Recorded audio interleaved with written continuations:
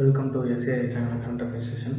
So இன்றைக்கி நம்ம last previous 3 கிளாஸஸாக பார்த்த மாதிரி இன்றைக்கும் பார்த்தீங்க அப்படின்னா ஒரு 10 கரண்ட் அஃபேர்ஸ் பார்க்க போகிறோம். ஸோ லாஸ்ட் ப்ரீவியஸ் கிளாஸஸ் பார்க்காதவங்க ஃபர்தராக அந்த வீடியோஸ் எல்லாத்தையும் செக் பண்ணிங்கன்னா தெரியும். Around we have seen around 30 current affairs. So இன்றைக்கி ஒரு 10 கரண்ட் அஃபேர்ஸ் அப்படிங்கும்போது 40 current affairs. This is all especially on January month. So January மந்தில் மோஸ்ட் ப்ராபபிளி இருக்க கரண்ட் அஃபேர்ஸை கவர் பண்ணிட்டு இருக்கோம்.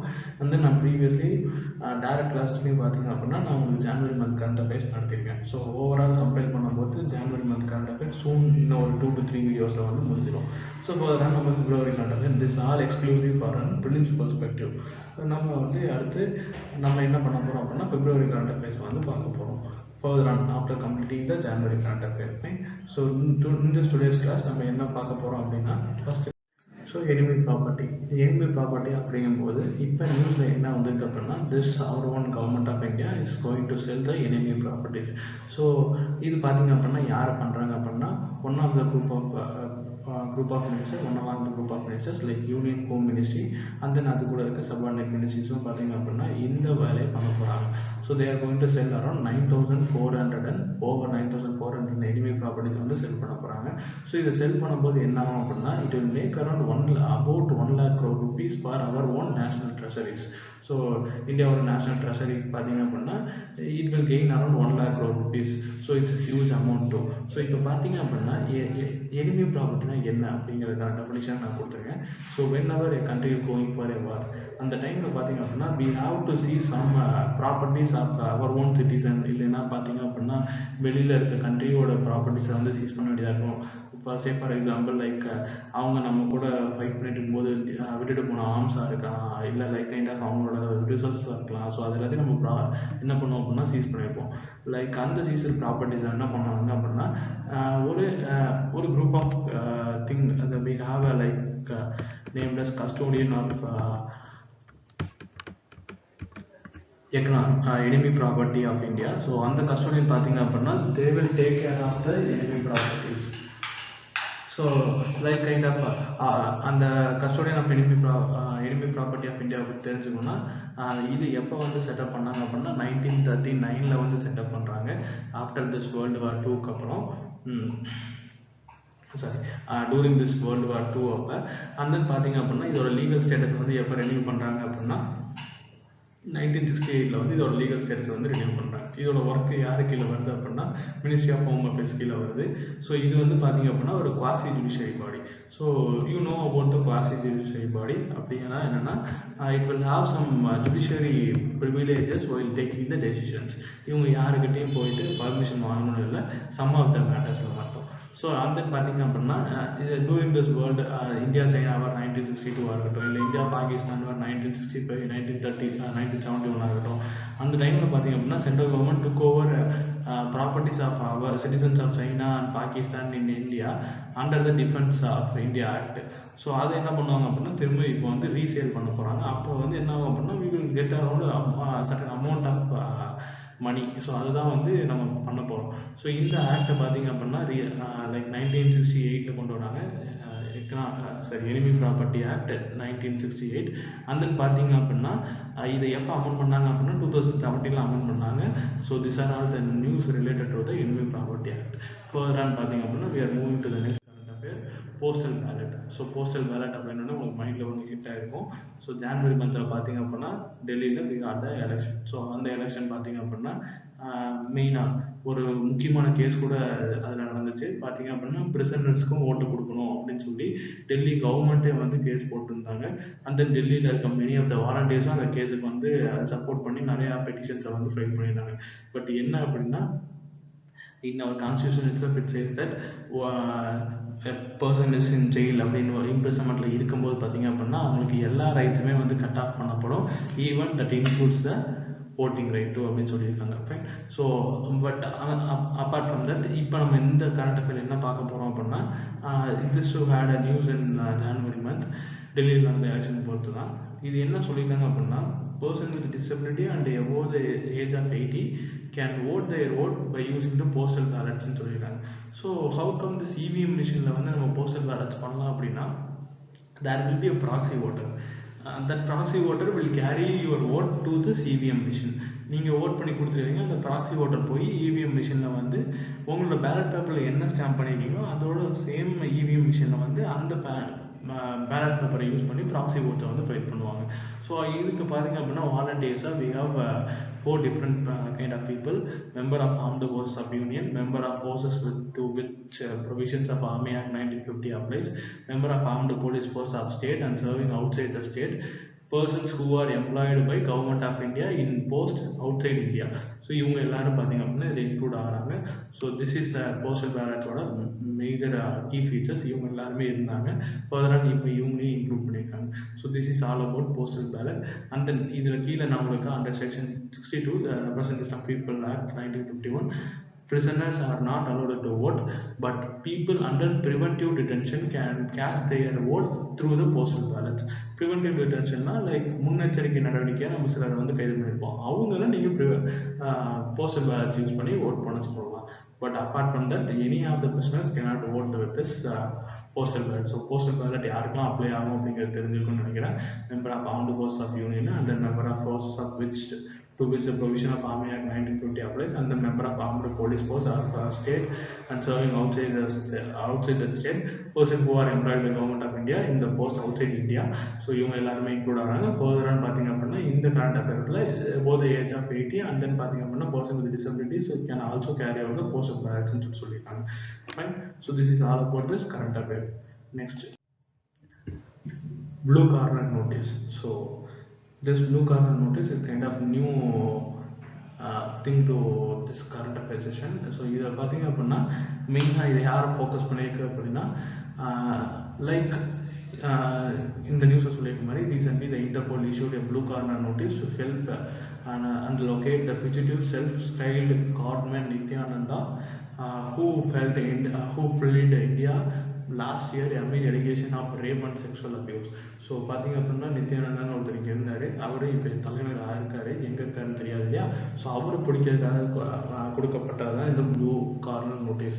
ஸோ இந்த ப்ளூ கார்னர் நோட்டீஸ் வச்சு என்னெல்லாம் பண்ண முடியும் அப்படின்னா, திஸ் ப்ளூ கார்னர் நோட்டீஸ் யார்கிட்ட இருக்கோ அவங்க அந்த பர்சனுக்கோட எல்லா லைக் அவங்களோட identity, location, activities and then அவங்களோட க்ரைம் ரிலேட்டட் மெட்டீரியல்ஸ் பற்றி எந்த கண்ட்ரிக்குள்ளே வேணாலும் போய் அவங்கள்ட்ட வந்து விசாரிக்கலாம்.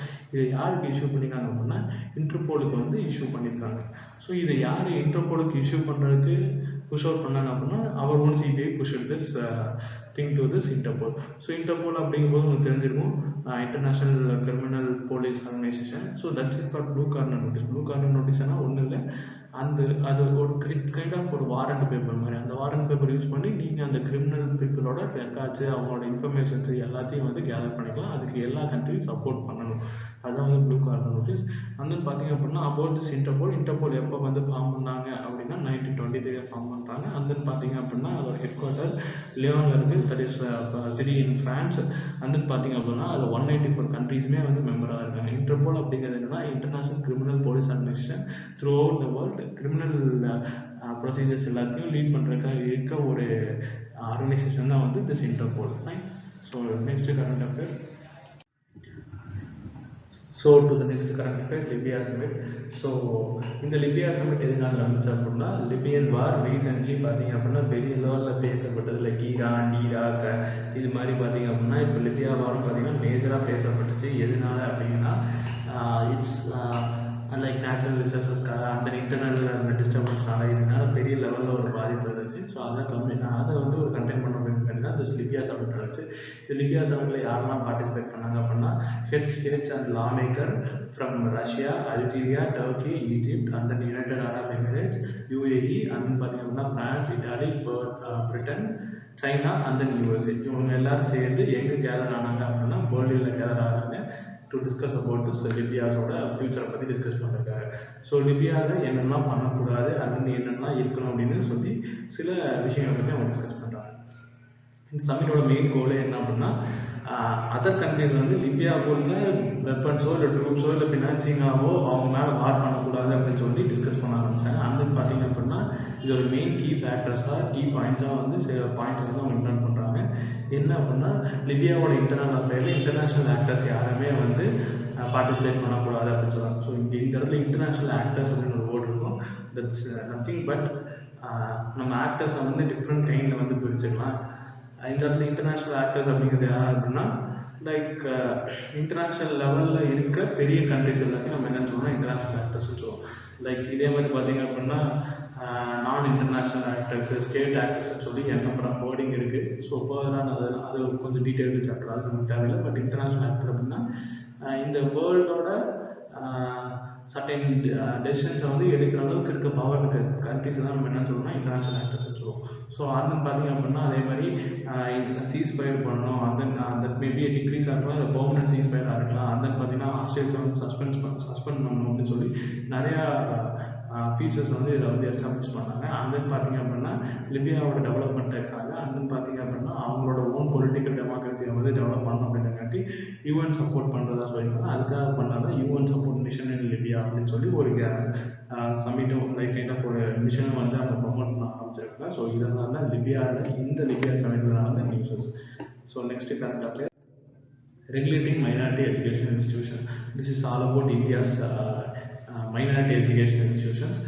இது பார்த்தீங்க அப்படின்னா வெஸ்ட் பெங்காலில் மெட்ராஸ் சர்வீஸ் கமிஷன்ஸ் ஆக்ட் 2008 படி பார்த்தீங்க அப்படின்னா ஒரு டீச்சர் அப்பாயின்ட் பண்ணி மெட்ராஸ் அப்படிங்கிற ஒரு திங்கை வந்து மைனாரிட்டியாக ரெகனைஸ் பண்ண, மைனாரிட்டி இன்ஸ்டிடியூஷனாக ரெகனைஸ் பண்ண சொல்லி கேட்டிருந்தாங்க.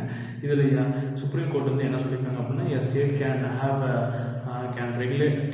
a regulation in the giving the minority institution status if so it is a national interest. National interest இருக்குது அப்படின்னா அவங்களுக்கு ஒரு மைனாரிட்டி ஸ்டேட்டஸ் கொடுக்கறது தப்பு இல்லை அப்படின்ற மாதிரி சுப்ரீம் கோர்ட் வந்து படி கொடுக்குறாங்க. So this is a news. But நமக்கு என்ன முக்கியம் அப்படின்னா this regulating of minority education institute சொல்லியிருக்காங்க. ஸோ இதில் என்ன முக்கியம் அப்படின்னா மைனாரிட்டி எஜுகேஷன் இன்ஸ்டியூட் பற்றி எங்கெல்லாம் ஆர்டிக்கலில் பேசியிருக்காங்க. ஸோ ஆர்டிக்கலில் எங்கே பேசியிருக்காங்க அப்படின்னா 12 ஆர்டிகல் 30 அந்த அதோட சப் கிளாஸ் பார்த்தீங்க அப்படின்னா இந்த மேட்டரை பற்றி தான் பேசுது. ஸோ ஆர்டிகல் 30 என்ன சொல்லுது அப்படின்னா Article 30 of the Indian Constitution deals with the right of minority to establish and administrate educational institution. So minority community people வந்து ஒரு எஜுகேஷன் இன்ஸ்டியூட்டை வந்து ஓப்பன் பண்ணலாம் அப்படின்னு சொல்கிறது ஆர்டிகல் 30. ஆர்டிகல் 30 கிளாஸ் வந்து என்ன சொல்லுது அப்படின்னா அவங்க it maybe religious minority or it maybe language மைனாரிட்டியாக இருக்கலாம். அவங்க என்ன பண்ணலாம் அப்படின்னா ஒரு எஜுகேஷன் இன்ஸ்டியூட்டை வந்து எஸ்டாப்ளிஷ் பண்ணி அதை அட்மினிஸ்ட்ரேட் பண்ணலாம் ஆஃப் தேர் ஓன் சாய்ஸ் அப்படின்னு சொல்லியிருக்காங்க. அந்த ஆர்டிகல் 30 கிளாஸ் 2 என்ன சொல்லுது அப்படின்னா prohibiting the state in discriminating against such institutions and granting aid on the ground that it is under the management of minorities. So you cannot discriminate these people by without giving this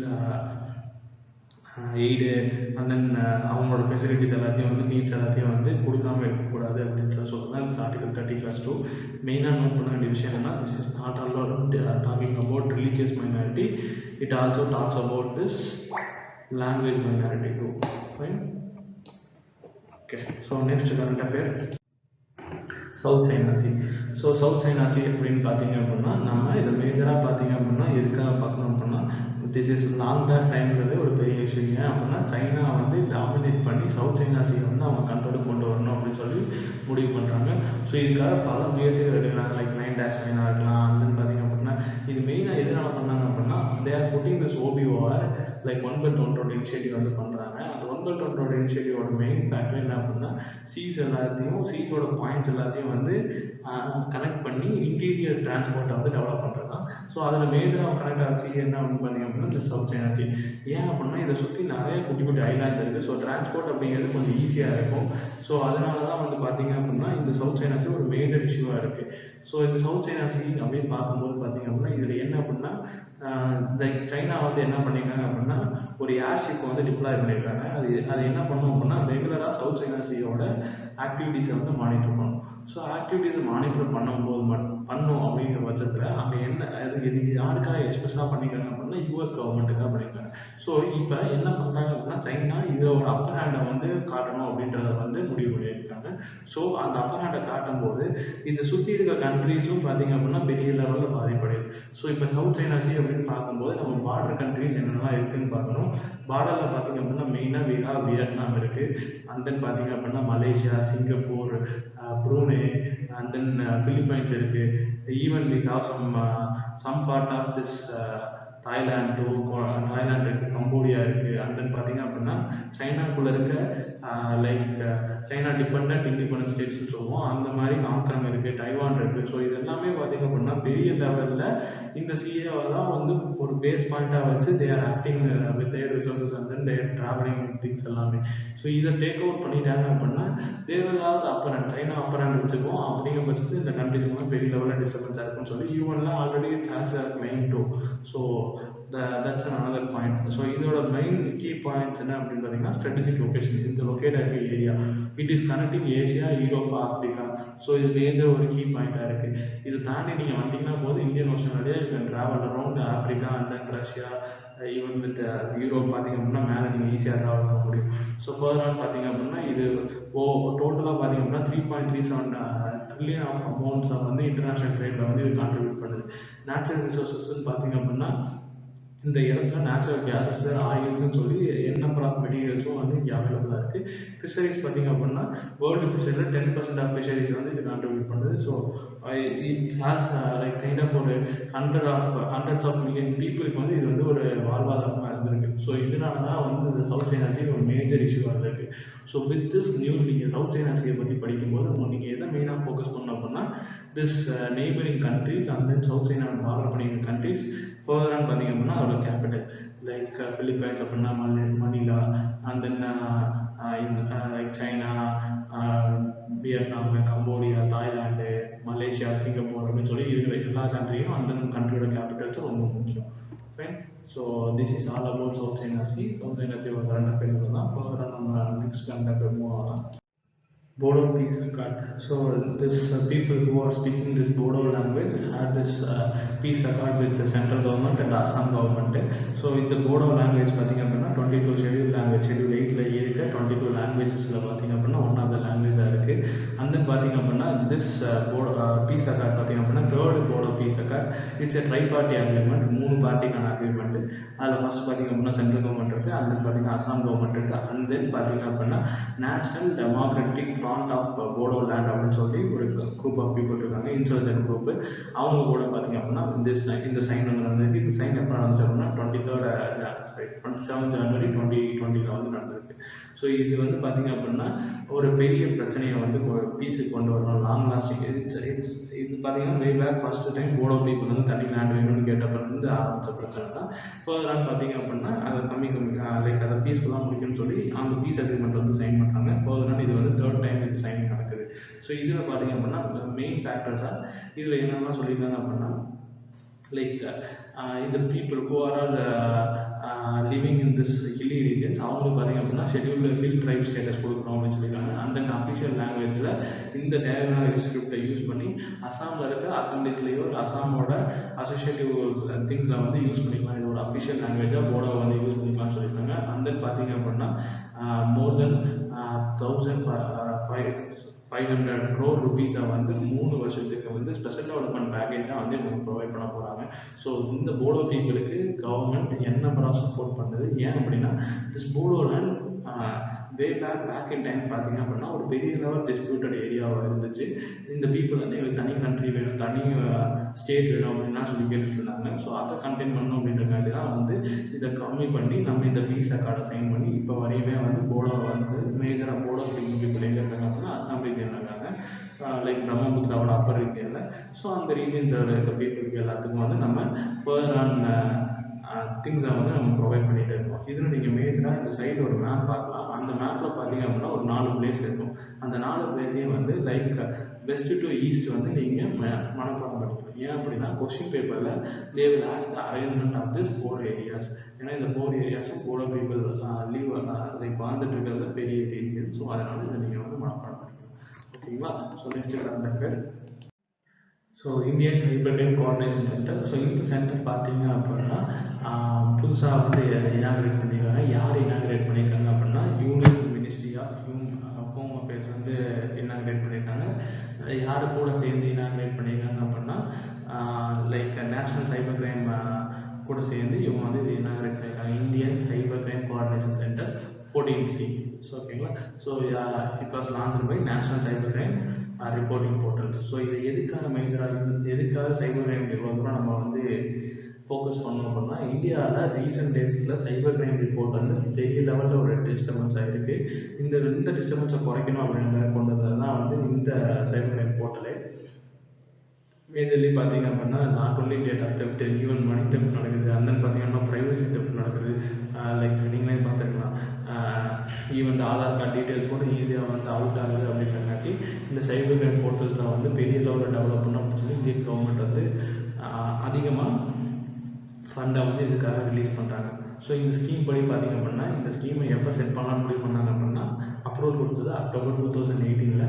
and then பார்த்திங்க அப்படின்னா இது எத்தனை வருஷத்துக்கு வந்து இது ஆக்டில் இருக்கும் அப்படின்னா 2018 to 2020 வரை இருக்கும் அப்படின்னு சொல்லியிருந்தாங்க. இது எதை டீல் பண்ணும் அப்படின்னா லைக் நிறையா டைப் ஆஃப் சைபர் கிரைம்ஸ் வந்து பார்த்திங்க அப்படின்னா கோஆர்டினேட்டிவ் மேனில் இருக்க சைபர் கிரைம்ஸை வந்து டீல் பண்ணணும்னு சொல்லியிருந்தாங்க. ஃபர்தராக சைபர் கிரைம் டிபார்ட்மெண்ட் பற்றி சொன்னோம் அப்படின்னா this department will deal with the cyber security alone. மெயினாக பார்த்தீங்கன்னா criminal activity which is based on computer or computer network டூல்ஸோ இல்லை ஃபர்தராக திஸ் மாடர்ன் டே ஐடி டெக்ஸோ யூஸ் பண்ணி பண்ணியிருந்தாங்க அப்படின்னா this will come under the cyber security law அப்படின்னு சொல்லியிருக்காங்க. ஸோ இந்த மாதிரி இருக்கிற விஷயங்கள் வந்து இந்த சைபர் கிரைம் டிபார்ட்மெண்ட் வந்து டீல் பண்ணுறாங்க. So this is all about the Indian Cyber Crime Coordination Center. So it's a new center inaugurated by the Union Home Ministry. Right? So next current affair. So in India we have 10 new Ramsar sites in India. So இந்த 10 new Ramsar சைட்ஸோட சேர்த்து 27 Ramsar side already நம்ம வச்சுருந்தோம். இப்போ 37 Ramsar சைட்ஸாக இருக்குது. இதுமாதிரி 10மே பார்த்திங்க அப்படின்னா wetland சைட்ஸு. இந்த 10 வெட்லேண்ட் சைட்ஸும் பார்த்திங்க அப்படின்னா வெட்லேண்ட் எதுக்கு இம்பார்ட்டன்ட் அப்படின்னா it has many kind of importance. Like kind of சொல்லணும் அப்படின்னா மேஜராக திஸ் குளோபல் வார்மிங் கண்டெய்ன்மெண்ட்டாக இருக்கட்டும், இல்லை லைக் கைண்ட் ஆஃப் ஒரு டெல்டா ரீஜியனில் வந்து ஃபார்ம் பண்ணுறதா இருக்கட்டும், இந்த மாதிரி மெனி நம்பர் ஆஃப் லைக் பேர்ட்ஸோட சான்ச்சுரிஸ் பார்த்தாக்கா இருக்கட்டும், இல்லை அனிமல் வைல்ட் லைஃப் ஆக்டிவிட்டீஸை வந்து கொடுக்கறதுக்காக இருக்கட்டும். ஸோ இந்த மாதிரி என் நம்பர் ஆஃப் திங்ஸுக்கு வந்து இந்த வெட்லேண்ட்ஸ் வந்து யூஸ் ஆகுது. ஸோ இந்த வெட்லேண்ட்ஸ் பார்த்திங்க அப்படின்னா 27 வெட்லேண்ட்ஸ் வந்து ராம்சார் கன்வர்ஷன்ஸில் இருந்துச்சு. Like it's an international conversion. இது கூட சேர்ந்து இப்போ 37 கன்வர்ஷன்ஸாக மாறி இருக்கு ப்ளஸ் 10. ஸோ இந்த கீ பாயிண்ட்னு சொல்லி உங்களுக்கு இந்த 10 கன்வர்ஷன்ஸ் வந்து நான் கீழே கொடுத்துருக்கேன். Like you can note here one second. So இங்கே பார்த்திங்க அப்படின்னா உங்களுக்கு இந்த 10 சைட்ஸும் வந்து நம்ம போட்டிருக்கோம். இந்த 10 சைட்ஸையும் வந்து நீங்கள் நோட் டவுன் பண்ணி வச்சுக்கோங்க, ஸ்லைடை பாஸ் பண்ணி கூட.